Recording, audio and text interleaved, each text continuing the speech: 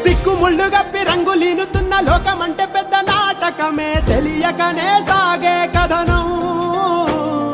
నీవు పెట్టుకున్న నమ్మకాలు అన్ని పక్కదారి బట్టి పోతుంటే కంచికి నీ కదలే దూరం. నీ చేతుల్లో ఉంది సేతల్లో చూపించి ఎదురేగి సాగాలిగా. రేపేటవులో తేలాలంటే నువ్వెదురు చూడాలిగా.